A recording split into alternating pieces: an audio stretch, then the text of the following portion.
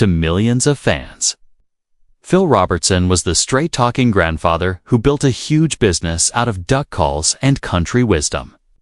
But behind the beard, the controversies, and the reality TV fame was a man whose journey started in terrible poverty and ended with a fortune that shocked the very family who helped him create it. After decades of trouble, public anger, and health problems that pushed him to the edge, Phil's final chapter revealed a legacy nobody expected.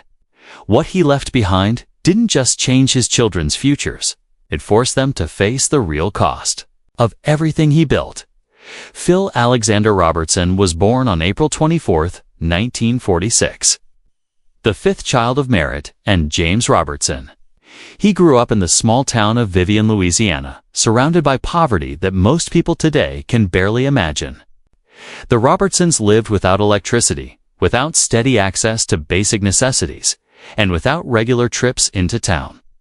Their lives were based on the soil under their feet and whatever they could grow or catch. Yet, through all that struggle, the family carried an almost surprising sense of joy. Phil often looked back on those years as simple but deeply fulfilling. In his book, Happy, Happy, Happy, he described how, even though it was the 1950s, his family's way of life felt closer to the 1850s. And still, no matter the hardships, he remembered those days as happy ones. In high school, Phil became a standout athlete, a true force. He earned all-state honors in football, baseball, and track, which earned him a full scholarship to Louisiana Tech in Ruston. And here's where his story takes a twist that surprises most people. He became the starting quarterback, ahead of none other than Terry Bradshaw, who would go on to become a Pro Football Hall of Famer. From 1966 to 1967, Phil was Louisiana Tech's guy under center. He sat out the 1968 season and then walked away from the sport entirely. To outsiders, that decision looked crazy, giving up football with that kind of talent. But Phil never saw football as the dream.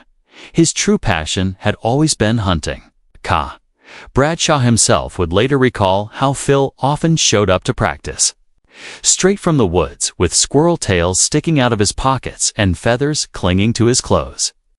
Football wasn't his heartbeat. The wilderness was.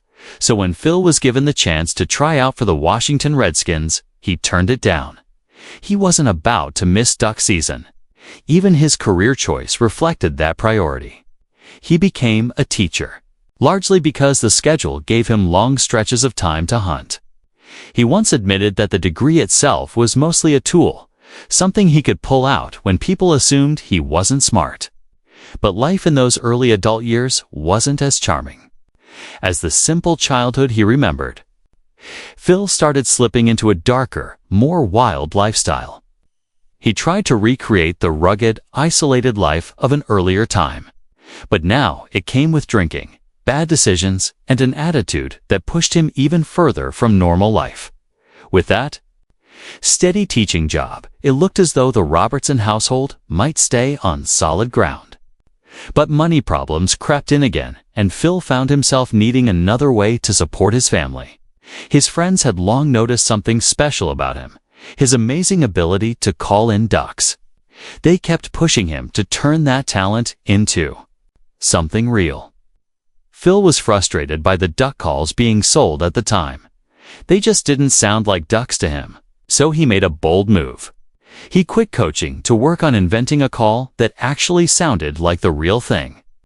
In 1972, after plenty of trial and error, he introduced the first Duck Commander call.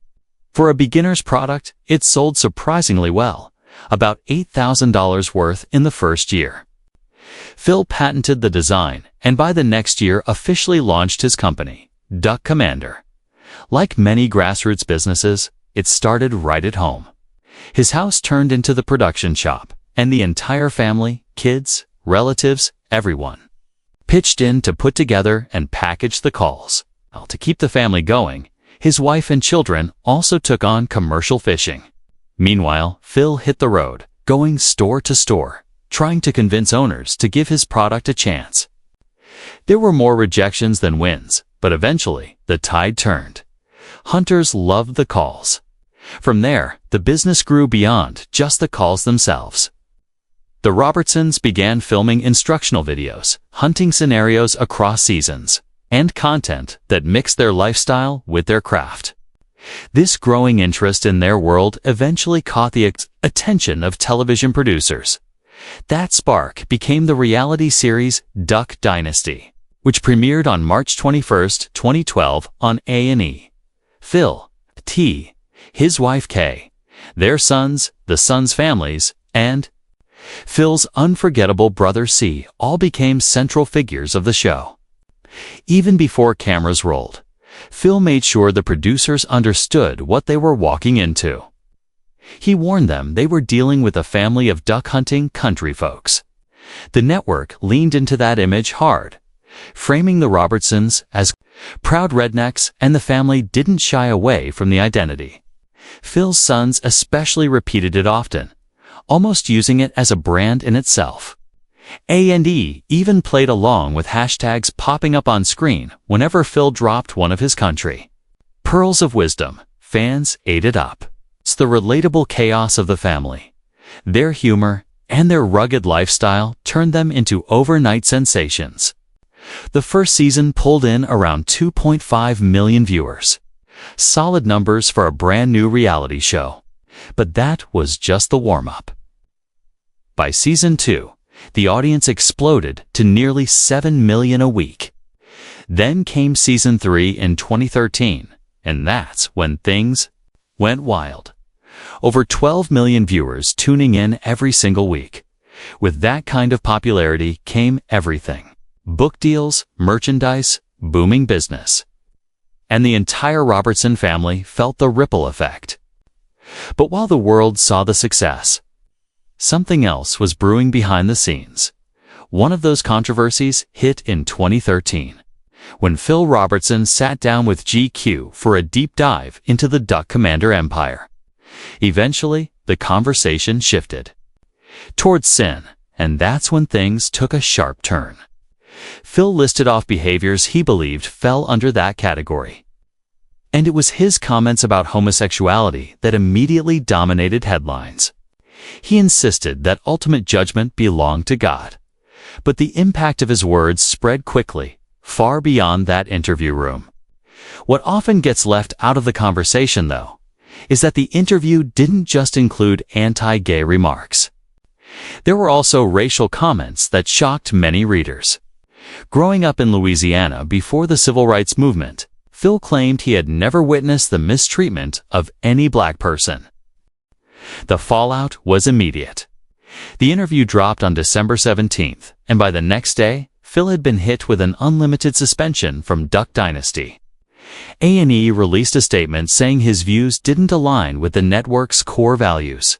But that suspension didn't last long. Just 9 days later, Phil was already reinstated. A&E said the decision came after talking with the Robertson family and consulting with advocacy groups. Another controversy had actually been brewing years before all this. In 2009, during a talk at a Georgia Sportsman Ministry event, Phil gave what he called river rot counseling about marriage. The clip later resurfaced in 2014, and it sparked another wave of outrage. Phil suggested that the ideal age for a woman to marry was around 15 or 16. The advice wasn't just controversial. In many places, it was illegal. But soon after, the Robertson family would reveal something that shifted the entire conversation. The first major revelation was that Phil had been diagnosed with early-onset Alzheimer's disease. But that wasn't the only battle he was facing.